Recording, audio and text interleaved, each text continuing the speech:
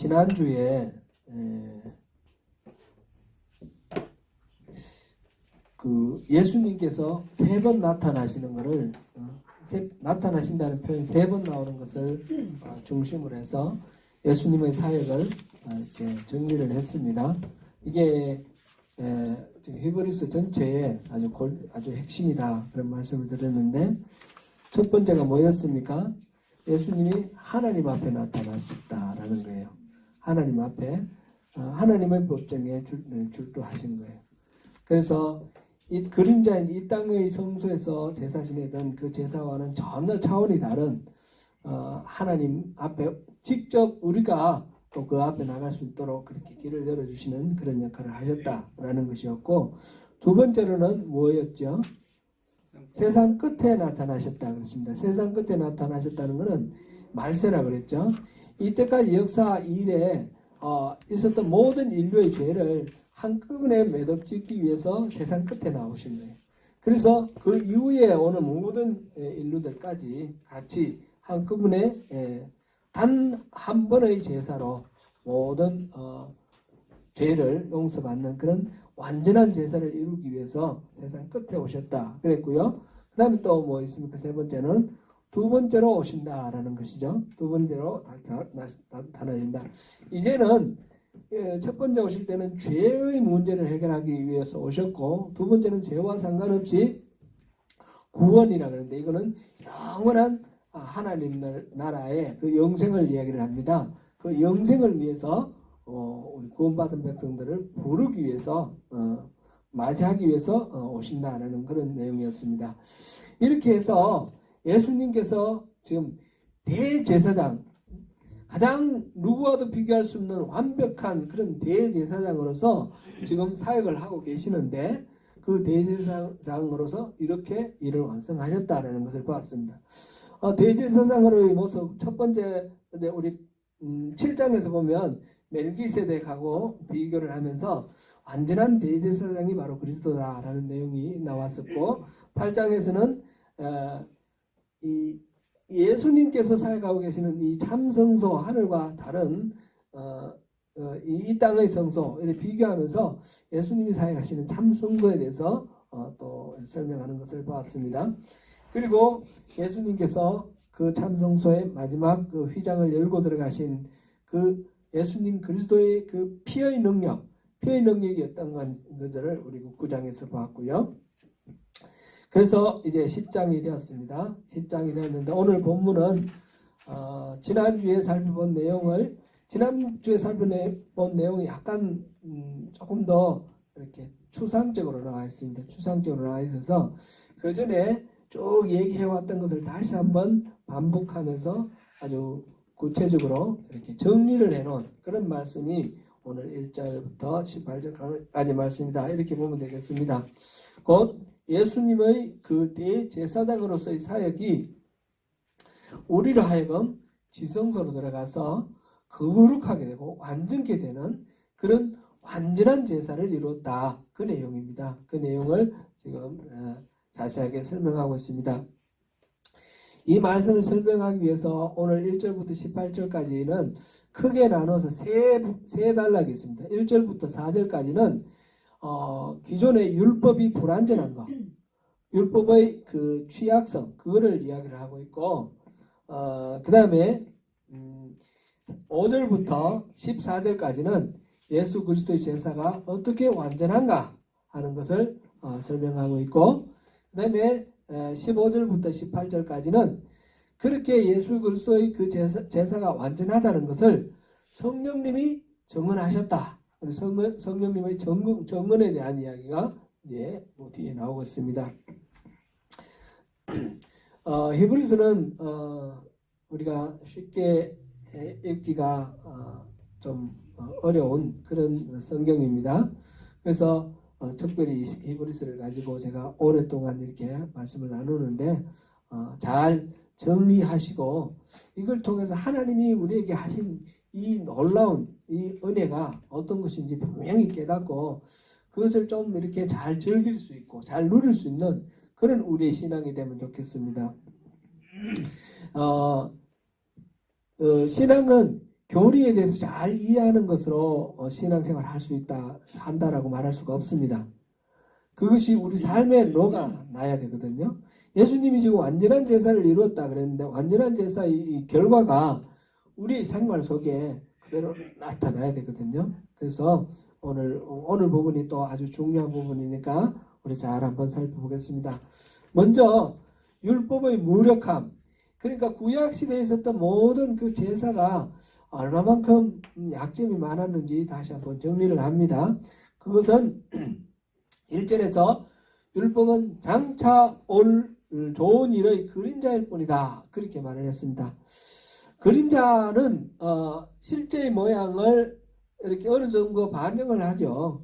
우리가 햇빛 아래 서 있으면 우리 땅바닥에 그림자가 세워지는, 그림자가 드리워지는데 머리 모양, 팔 모양 다 이렇게 드러나고 있죠.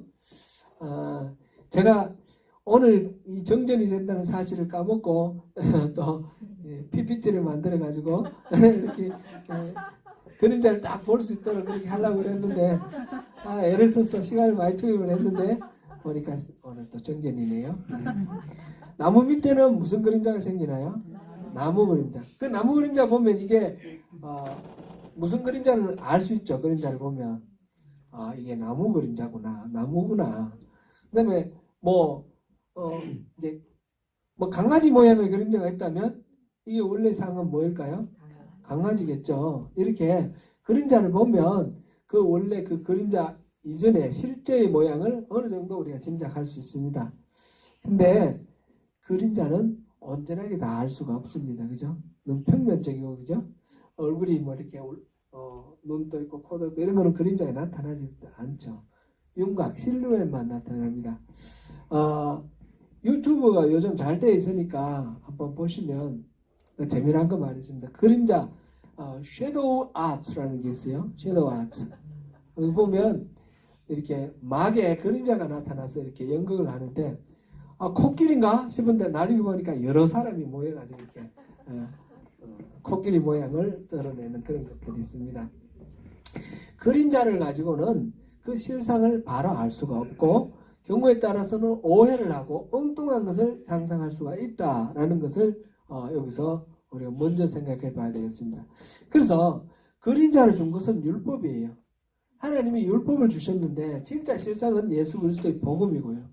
그리고 율법을 통해서 하나님이 하실 일을 보여주셨는데 잘못 이해를 하면 전혀 엉뚱한 헛다리 짚는 그런 일을 할 수 있다라는 것이죠. 그래서 이 율법은 살아있는 실제의 그 능력이나 그 기능을 다 할 수 없는 그런 약점이 있습니다. 이게 율법의 약점의 첫 번째 가장 중요한 그런 약점입니다. 율법은 말하자면 그 율법에 의해서 드리는 제사, 율법의 대표로 제사를 지금 말하고 있는데 해마다 드리는 제사는 근본적으로 이거는 그 제사를 드리는 사람을 온전하게 할 수 없습니다.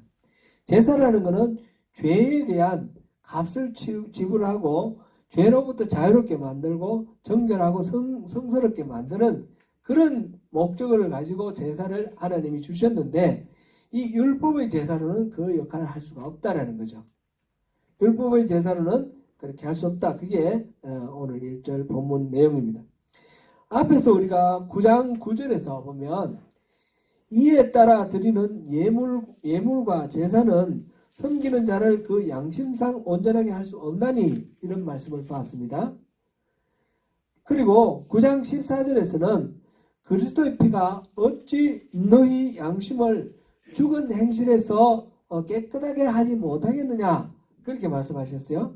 그러니까 옛날 율법의 제사와 예물로는 우리 양심을 깨끗하게 할 수 없지만 예수 그리스도의 보혈 이 피로는 우리 양심을 성결하게 하는 완전하게 하는 그런 능력이 있다 하는 것을 보았죠. 우리 9장에서 나오는 이야기입니다. 그렇게 해서 이 구약시대 제사의 그 율법의 기능과 예수 그리스도 이 복음의 이 능력 이것을 서로 대조를 해서 얼마나 큰 차이가 나는가 그것을 봅니다. 2절에서는 이제 1절에서 말한 바 그 1절을 이어서 말해서 만일 그렇지 아니하면 섬기는 자들이 단번에 정결하게 되어 다시 죄를 깨닫는 일이 없으리니 이렇게 말을 했어요. 1절에서 이 율법의 제사로는 우리를 완전하게 할 수 없다 그랬는데 만약 완전할 수 없는 것이 아니라면 완전하다면 다시는 죄에 매여 있지 않기 때문에 죄를 깨달을 일이 없다라는 거죠. 그런데 실제로 보니까 어떻습니까? 해마다 대속죄일 날 제사를 짓습니다. 제사를 드립니다. 그 말은 무슨 말입니까? 자기 죄가 기억나서 이 죄를 용서받기 위해서 제사를 드리지 않을 수 없는 거죠. 이걸 보니까 이 우리를 온전하게 할 수 없구나. 온전하게 할 수 있다면 다시는 제사 안 드려도 될 텐데 그런 이야기죠. 왜 그렇습니까? 왜 이게 온전하게 할 수가 없습니까? 황소와 염소의 피는 그런 능력이 없다라는 것이 이제 4절까지 내용입니다.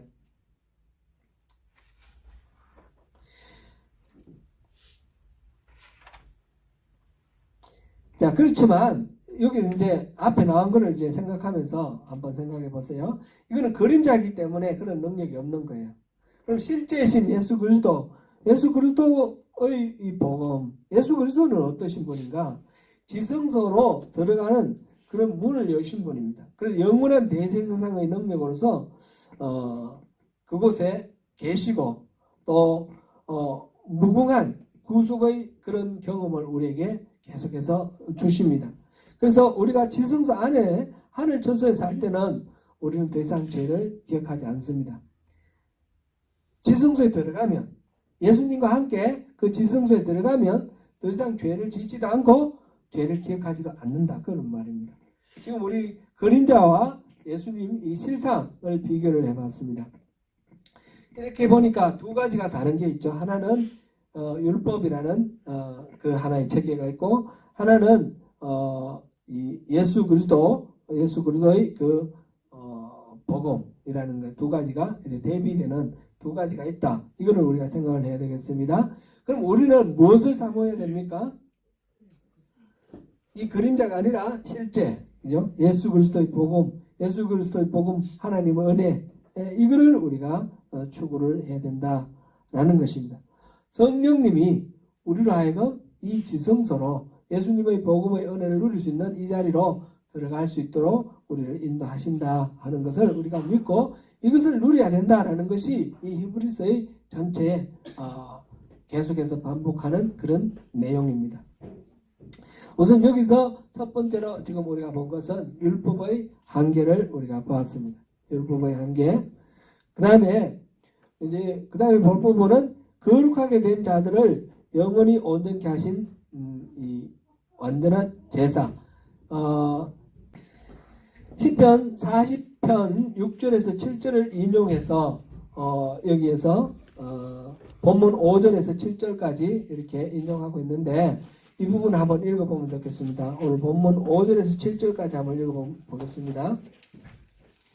5절에서 7절 시작. 그 위에 제가 딴 걸 찾습니다. 시작. 그러므로 주께서 세상에 임하실 때에 이르시되 하나님이 제사와 예물을 원하지 아니하시고 오직 나를 위하여 한 몸을 예비하셨도다. 번제와 속죄제는 기뻐하지 아니하시나니 이에 내가 말하기를 하나님이여 보시옵소서. 두루마리 책에서 나를 가리켜 기록된 것과 같이 하나님의 뜻을 행하러 왔나이다 하셨느니라.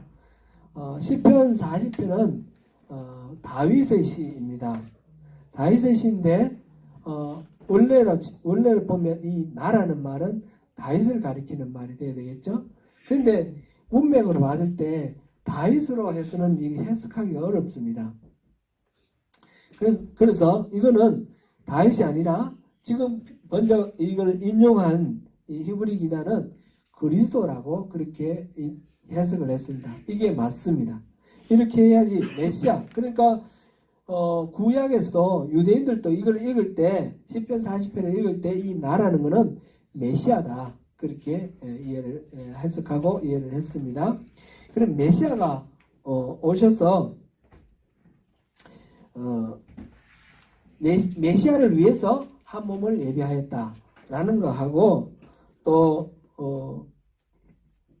그 메시아가 말하기를 보시옵소서 내가 하나님의 뜻을 위하여 내가 이 땅에 왔나이다 하는 이 두 가지가 지금 중요한 포인트입니다. 하나는 나를 위해 한 몸을 예배하였다.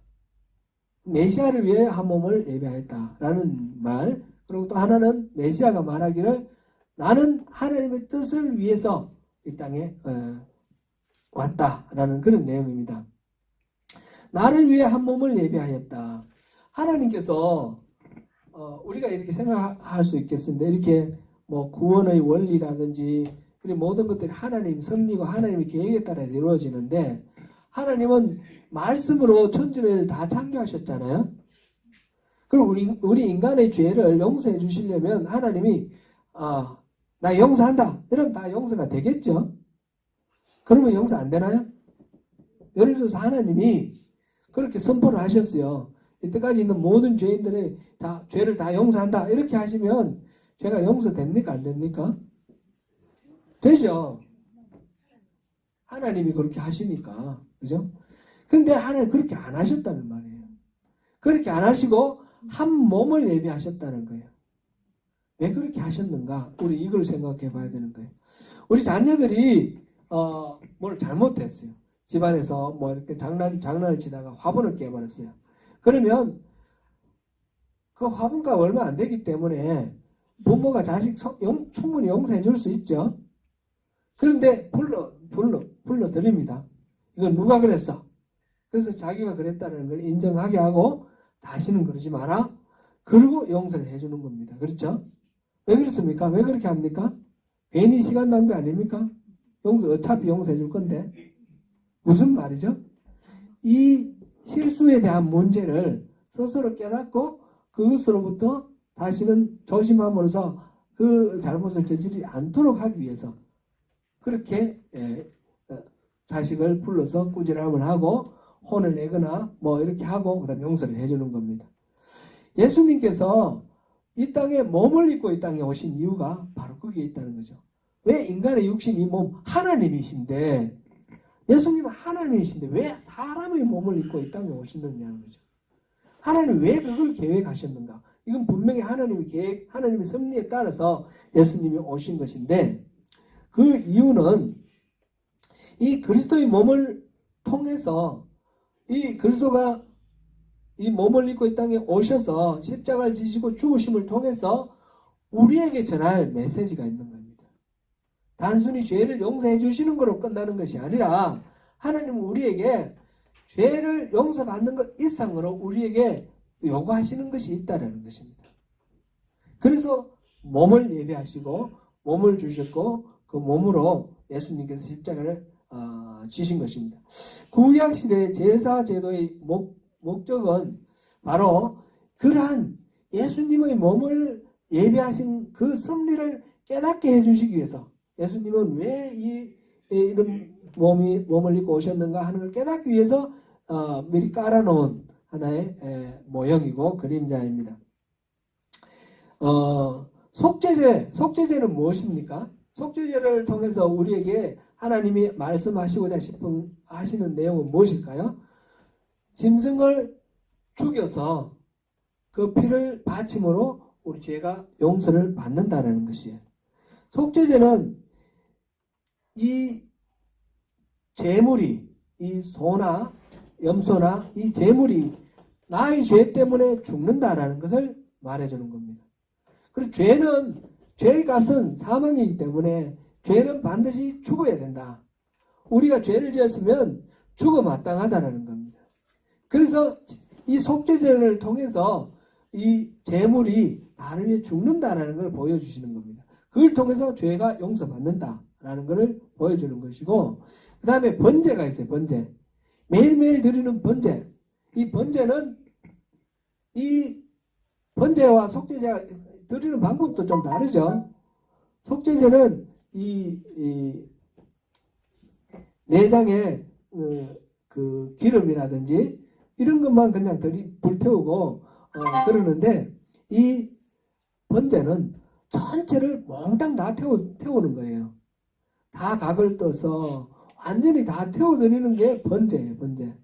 이 번제를 통해서 우리에게 말씀하시는 것은 바로 하나님은 우리 자신을 완전히 태워서 하나님께 바치는 것을 원하신다는 거죠. 그래서 하나님이 우리를 받으시고 우리가 하나님의 것이 소유가 되는 것, 그것을 원하신다는 거죠. 그래서 속죄제로는 대속이라는 것을 우리가 알 수 있고, 그 다음에 번제를 통해서 우리가 완전히 늘어짐으로 우리가 거룩하게 구별되는 그런 것이 바로 이 제단 위에서 이루어지는 일들입니다. 로마서 12장 1절에서 하나님이 이제 바울사도를 통해서 하나님이 말씀하셨어요. 너희 몸을 하나님이 기뻐하시는 거룩한 산 제사로 드리라. 산 제물로 드리라. 그랬어요. 그러면 이거는 영적 예배가 된다. 그랬습니다. 왜 우리 몸을 산 제사로, 산 제물로 드리라 그랬을까? 바로 예수님께서 몸을 들으셨던 것처럼 우리 몸을 드리기를 원하시는 것입니다. 그리스도가 오시기 1000년 전에 다윗이 그 말을 했습니다. 이렇게 지금 시편 40편으로 노래했습니다. 한 몸을 나를 위하여 예배했다. 그렇게 노래를 했고, 이제 예수님 오시고 2000년 후에 우리도 또한 한 몸을 우리를 위해 예배하셨다. 예수님의 몸은 우리를 위해 예배하신 것이다. 이렇게 우리가 고백하는 것입니다. 몸이라는 것은 우리 신앙생활 하는데 어떻게 보면 굉장히 참 힘들게 만드는 장애물이기도 합니다. 우리 끊임없는 유혹과 시험에 빠지는데 그게 다 몸을 통해서 이렇게 우리에게 다가옵니다. 이 몸의 유혹이 우리 영혼까지 완전히 사로잡습니다. 이 모든 문제는 한 가지 방법, 이걸 해결할 수 있는 방법은 한 가지, 몸을 드리는 것입니다. 하나님께 몸을 드림으로써 우리 영이 우리 몸의 행실을 죽이고 우리가 거룩하게 되어서 하나님과 온전하게 하나를 이루게 됩니다. 우리 몸은 성령님이 우리 안에 들어와 계시는 성령의 전입니다. 그러므로 우리 몸은 거룩해야 됩니다. 우리 몸으로 또 하나님께 영광을 돌려야 됩니다. 근데 이 몸을 우리가 가지고 있으면 우리 자신, 우리는 죄의 본성을 가진 죄인입니다. 죄인이기 때문에 우리 몸이 거룩하게 지켜지기가 어렵습니다.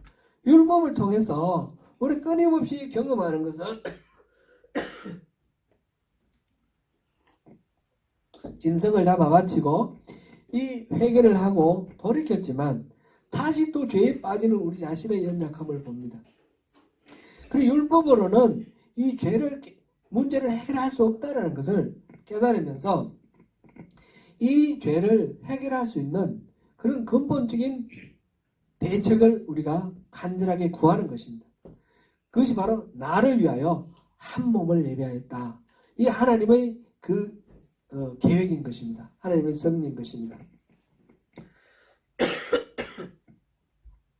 그래서 예수님께서 자기 자신을 제물로 드리시는 이 사건, 한 몸으로 예비된 그 제물, 그 예수님의 제물이 바로 모든 다윗을 비롯해서 모든 역사 이전의 모든 영혼들과 오늘까지 우리 모두의 그 모든 죄 문제를 몸을 하나님께 드리는 것을 통해서 해결을 하신다는 것이죠.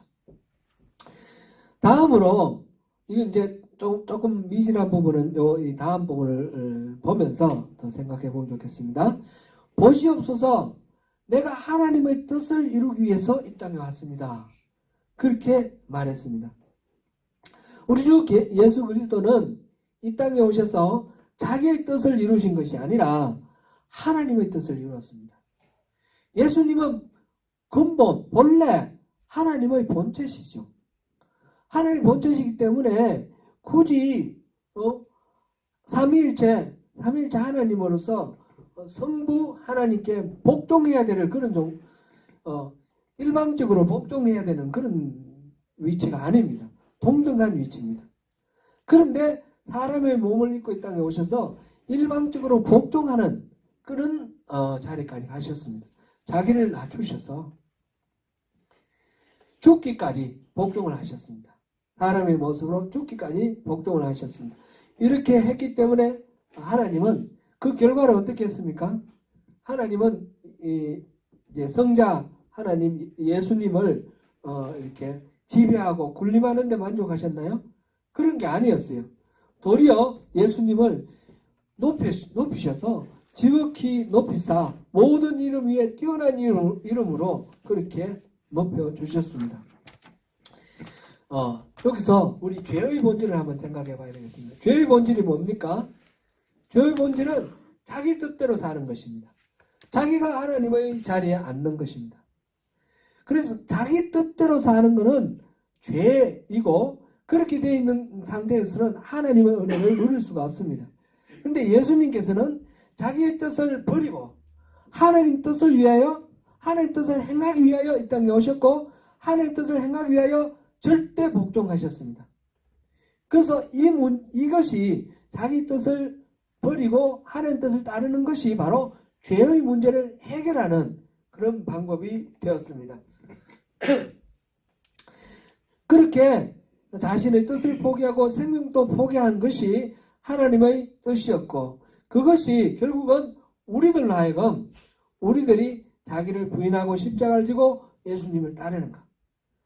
내 뜻이 아니라 하나님 뜻을 따르는 그 길을 우리가 따르도록 하고 그렇게 함으로써 하나님과 우리가 거룩해져서 하나님과 하나가 되도록 하는 그 길을 열어놓으신 것입니다. 오늘 보면 10절을 한번 보시겠습니다. 10절 같이 읽습니다. 시작. 이런 것은 먹고 마시는 것과 제가 잘못 읽었습니다. 10절 이 뜻을 따라 예수 그리스도의 몸을 단번에 들이심으로 말미암아 우리가 거룩함을 얻었노라.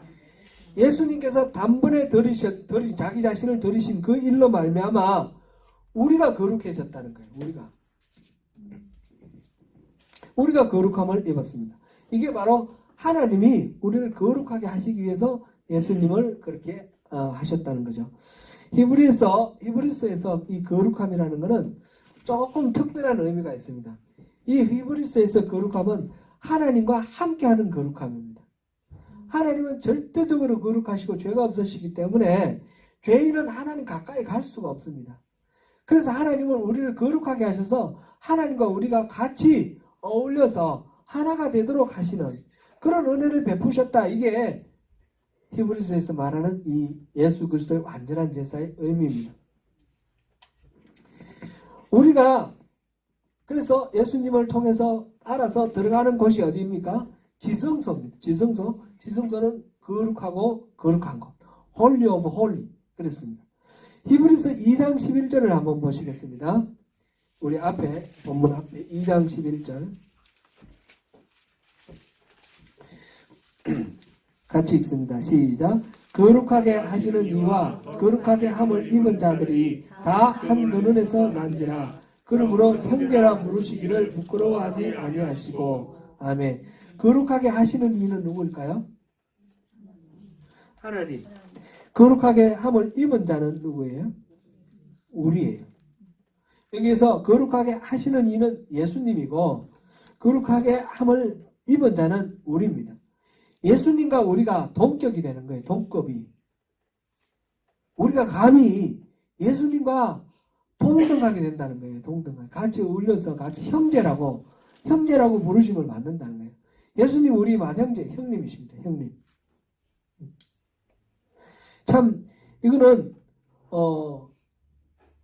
그냥 될 수 있는 것이 아니죠. 그냥 될 수 있는 것이.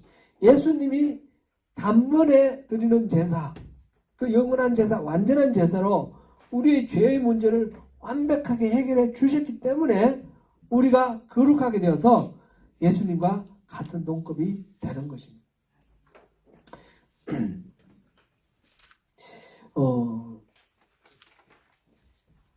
우리의 거룩은 결국은 우리가 예수님과 하나 되는 것에 뿌리를 두고 있습니다.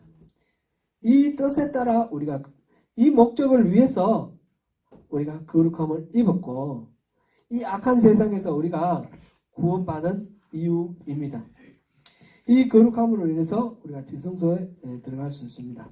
이것을 위해서 예수님께서 단번에 드리신 그 완전한 제사를 드리신 것입니다.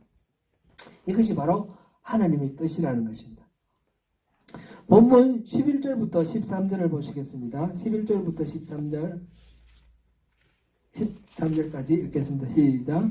제사장마다 매일 서서 섬기며 자주 같은 제사를 드리되 이 제사는 언제나 죄를 없게 하지 못하거니와 오직 그리스도는 죄를 위하여 한 영원한 제사를 드리고 하나님 우편에 앉으사 그 후에 자기 원수들을 자기 발등상이 되게 하실 때까지 기다리시라니. 이제 예수님께서 우리를 거룩하게 하신 그 일이 아직 완성은 되지 않았습니다. 완전히 그 적들 원수들을 발등상으로 삼는 그날이 되면 우리가 완전하게 거룩하게 될 것입니다. 그때까지 또 잠정적인 기간이 있지만 그 제사장들이 매일매일 짐승을 잡아 바치는 그런 제사로는 전혀 이룰 수 없었던 일, 그것은 예수 그리스도께서 한 번에 드리는 영원한 제사를 통해서 이루셨다라는 것이죠. 그것이 이 말씀의 이 골자입니다. 자, 그러면 우리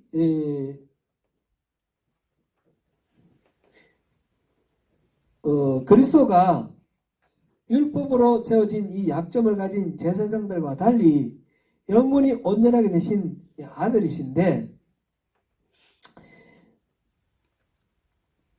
여기서 우리가 어떻게 하면 이 영원한 거룩함을 입고 완전하게 될 수 있느냐, 그 문제가 남아 있습니다. 여러분들 완전히 거룩하신가요? 스스로 생각해 볼 때 죄가 다시는 생각나지 않는 그런 지경에 와 있습니까?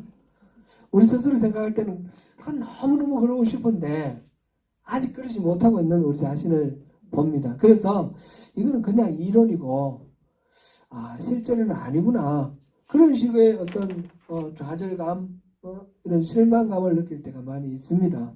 그렇죠? 그랬는데 우리의 이런 마음을 아시고 하나님이 정의를 내세워 주셨습니다. 그렇게 생각할 필요 없다, 내 정인이 있다, 그러면서 내세워 주셨는데, 정인이 바로 누구냐면 성령님입니다. 성령님이 우리를 위해서 증거를 하셨습니다. 증거하신 말씀이 16절, 17절 말씀입니다. 16절, 17절 한번 같이 읽어보겠습니다. 시작. 주께서 이것이라 후로는 그들과 맺을 언약이 이것이라 하시고 내 법을 그들의 마음에 두고 그들의 생각에 기록하리라 하신 후에 또 그들의 죄와 그들의 불법을 내가 다시 기억하지 아니하리라 하셨으니. 아멘.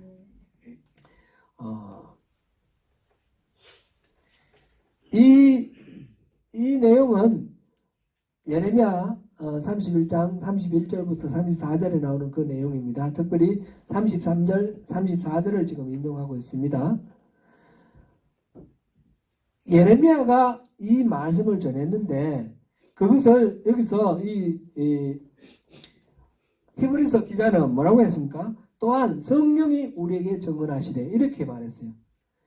예레미야 선지자가 말한 것을 성령이 우리에게 말하신다, 이렇게 했습니다. 그러니까 이 히브리 선지자가 말하는 것은 이게 지금 예레미야서에 기록되어 있지만 이건 예레미야의 아이디어가 아니라는 거죠. 예레미야의 생각이나 주관이나 예레미야의 철학이 아니고 하나님이 예레미야에게 부어주신 생각이지 않습니까? 바로 성령님이 말씀하시는 거라는 거죠. 성경에는 그런 이야기들이 많이 있죠. 우리 멜기세덱 우리 앞에서 봤는데 7장에서 봤고 6장에서 봤는데 이 멜기세덱도 창세기 한 번 등장한 그런 인물인데 시편에서 이 멜기세덱에 대해서 하나님이 맹세하시고 이 멜기세덱 반차에서 완전한 제사장을 주겠다고 약속을 하셨어요. 이게 시편 기자의 이야기가 아니라 바로 하나님의 말씀이고 성령님의 말씀이라는 거죠. 이게 히브리 기자가 지금 계속해서 말하고 있는 내용입니다. 새 언약에서는 두 가지를 지금 여기서 말하고 있는데, 내 법을 그들의 마음에 두고 그들의 생각에 두겠다라는 거고, 또 하나는 그들의 죄와 그들의 불법을 기억도 하지 않겠다. 기억하지 않겠다. 이 두 가지, 지금 16절, 17절에 나온 내용입니다. 자, 우리가 지금 새 언약, 옛 언약 계속해서 반복을 해왔는데, 새 언약, 옛 언약을 우리 한번 정리를 하면서 이 말씀을 우리 생각해보면 좋을 것 같습니다. 언약은 구약과 신약, 옛 언약과 새 언약이 있습니다. Old Testament, New Testament. 이 Old Testament, 이 언약은 시내산 언약이 대표가 되는데 그 외에도 여러 언약이 있었어요. 시내산 언약의 핵심적인 내용은 뭡니까? 언약은 서로 주고받는 거에 있습니다. 그죠? 하나님이 율법을 주셨어요. 율법을 주셨는데 율법을 다 지키면 하나님 뭘 약속하셨어요? 나는 너희 하나님이 되고 너희들은 나의 백성이 될 것이다. 이게 언약의 핵심이에요. 이 율법을 지키면 하나님은 이스라엘의 하나님이 되시고 이스라엘은 하나님의 백성이 되는 겁니다. 이게 구약이에요. 구약. 이 구약의 이 옛 언약은 새로운 언약을 위한 하나의 그림자다. 그렇게 말을 했습니다. 새로운 약, 신약은 뭡니까? 그러면 신약은 새 언약을 주겠다. 그리고 예레미야에도 나왔는데 그 예레미야에 나온 이야기가 지금 우리 33절, 34절에 인용되어 있지 않습니까?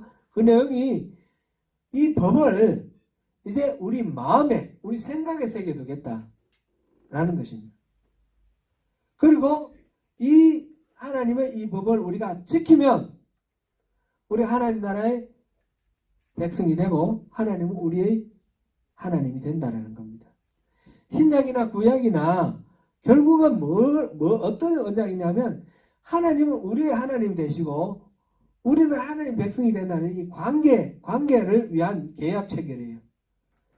우리와 하나님 사이에 관계가 어떻게 맺어지느냐? 우리는 하나님과 우리는 백성으로서 그렇게 관계가 맺어지는 것입니다. 우리 신앙의 핵심은 다른 게 아니라 하나님과 우리와의 관계를 바로 설정하는 거라 그랬지 않습니까? 이게 핵심입니다. 이게 옛 약속과 새 약속의 핵심입니다. 근데 옛 약속은 이 돌판에 새겨진 십계명을 비롯해서 레위기 이 모든 계명을 지키면 그런 그 관계가 이루어지는데 그것을 못 지킬 때 제사를 통해서 그 죄를 용서받습니다. 그런데 이게 아무리 제사를 지내도 이 용서가 끝이 없는 거예요. 그러니까 이 옛 언약으로는 하나님과 이스라엘의 온전한 관계가 설정이 됐습니까? 안 됐습니까?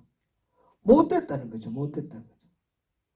근데 이거는 사실상 이 새 언약을 위해서 미리 그림자를 보여주신 거고, 이 새로운 언약은 뭔가 예수님께서 완전한 제사, 자기 자신을 화목제물로 드리는 이 완전한 제사를 드림으로 우리 죄가 해결이 되었고, 이제 그 율법은 돌판에 새겨진 율법, 책에 두루마리에 새겨진 율법이 아니라 우리 마음속에 새겨진 율법이 되었고, 그래서 우리는 이 하나님의 법을 지켜야 된다. 이거 말씀대로 지켜야지 내가 하나님하고 나하고 올바른 관계를 세우지. 이런 것이 아니라 우리 마음속에서 성령님이 저절로 우리 마음속에 어떤 소원을 주시는 거예요. 이렇게 살고 싶다. 나는 이런 인생을 살고 싶다. 소원을 두게 하시고 그 소원대로 우리가 살 수 있도록 능력도 주신다는 거예요. 그래서 우리 안에 들어와 계시는 이 우리 마음에 새겨놓은 이 약속의 말씀 바로 성령님이세요. 성령님이 인도하시는 대로 우리가 살아가면 하나님은 우리의 하나님이 되시고 우리는 하나님의 백성이 되는 이 계약이 온전하게 효력을 발휘하게 되는 것입니다. 자, 이제 우리에게 남아있는 것은 뭡니까? 말씀대로 살려고 그 율법을 열심히 외워가지고 어떻게 적용할까 이렇게 애쓰는 것이 아니라 우리 마음에 들어와 계신 성령님이 어떤 소원을 가지고 어떻게 살기를 원하시는지, 그게 결국은 이 성령님이 바로 하나님이시죠. 하나님의 뜻을 우리가 분별을 해서 하나님 뜻대로 우리 몸을 드리는 거예요. 우리 몸을.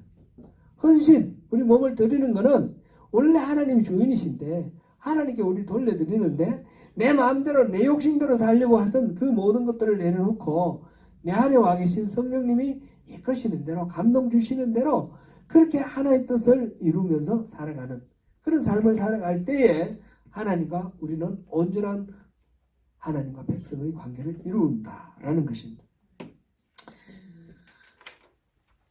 이 신약과 구약 이제 확실히 이제 개념이 서십니까? 그 일을, 그러니까 우리가 우리 안에 성령님이 오시는 대로, 성령님의 말씀대로 우리가 따라야 되고 순종해야 되고 우리 몸을 드려야 되잖아요. 이거를 보여주시기 위해서 예수님께서 하나님의 뜻을 따라서 자기 몸을 드리셨어요. 이것을 위해서 하나님이 한 몸을 예비하셨다는 것입니다. 한 몸을 예비하셨고, 그래서 예수님은 하나님의 뜻을 위해서 이 땅에 오셨고, 우리 또한 하나님의 뜻을 위해서 우리가 우리 몸을 드리는 그런 삶을 살아갈 때 예수님과 온전히 하나가 되고 우리가 거룩하고 완전한 존재로서 하나님 나라에서 영원한 생명을 누리면서 그 홀리 오브 홀리, 지성소, 그 천상 그곳에서 우리 영원한 생명을 누리며 살게 될 수 있습니다. 사랑하는 성도 여러분, 오늘도 우리의 모든 죄와 불법을 용서하시고 결코 기억하지 아니하시겠다 약속하시면서 우리 마음과 생각에 하나님의 법을 기록하시고 기쁜 마음으로 하나님의 그 길을, 그 그리스도의 길을 따르도록 우리에게